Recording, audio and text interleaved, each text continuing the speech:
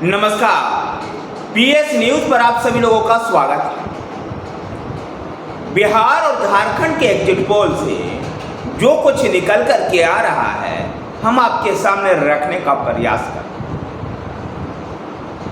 जहां एनडीए को वोट प्रतिशत पिछली बार जो 56% था, उसमें गिरावट आ रही है और 48% वोट इस बार एनडीए को मिलने जा रहा है, जबकि INDA गठबंधन को 42% वोट मिल रहा है।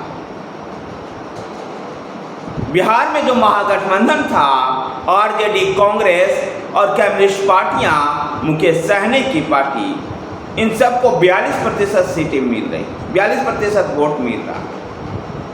एनडीए यहां 29 से 33 सीटें जीतता हुआ नजर आ रहा है, जहां 2019 में 40 में से 39 सीटें जीती थी।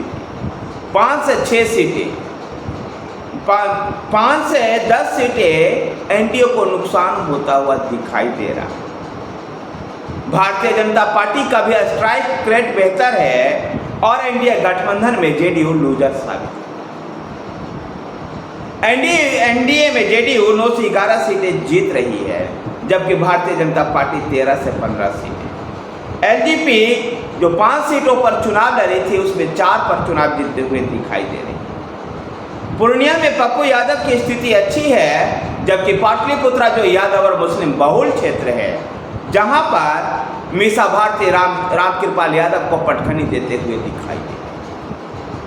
ये जो परिदृश्य है बिहार का, जो एग्जिट पोल में जो दिखाई दे रहा है, अगर ये चुनावी राजनीति में बदला तब स्थिति क्या होगी।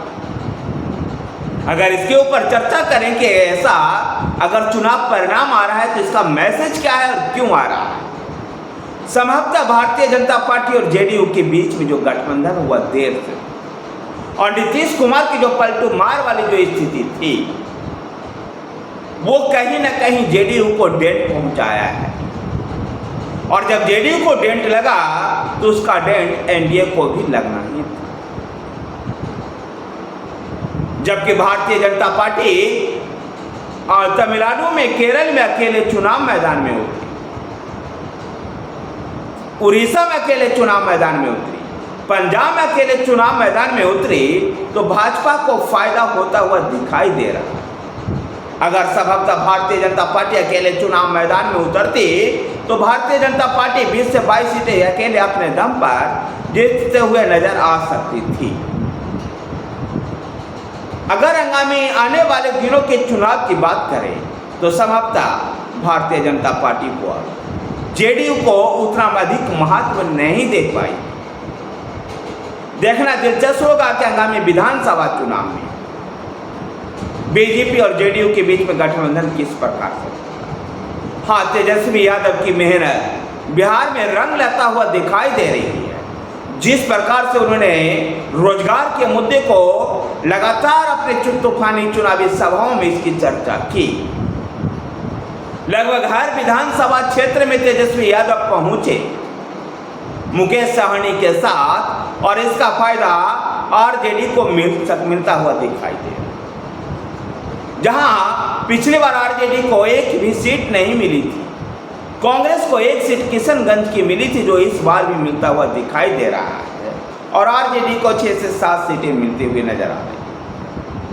अगर बिहार के पड़ोसी राज्य झारखंड की चर्चा कर लें तो झारखंड में भारतीय जनता पार्टी को 50% वोट शेयर मिल रहा है, जो पिछले बार की अपेक्षा कम ही है, और INDA गठबंधन को 41% वोट शेयर मिल रहा है। सीटों में की अगर बात करें तो झारखंड में 8 से 10 सीटें, जबकि विपक्षी को 4 से 6 सीटें मिल रही।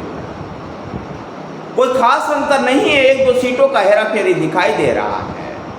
संभवतः हेमंत सोरेन को जेल में जाने की जो सहानुभूति, सिंपैथी है, वो झारखंड मुक्ति मोर्चा और कांग्रेस को मिलता हुआ दिखाई दे रहा है।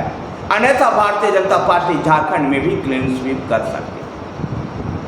बिहार झारखंड का ये वीडियो, ये पॉलिटिकल एनालिसिस जो एग्जिट पोल के आधार पर था, यह आपको कैसा लगा, यह आप हमें कमेंट बॉक्स में लिख करके बताएं। और आप ऐसे ही हमारे साथ बने रहें। धन्यवाद साथियों, वीडियो को लाइक कीजिए, शेयर कीजिए। हमारे साथ बने रहने के लिए हमारे चैनल PS न्यूज़ को सब्सक्राइब कीजिए। धन्यवाद।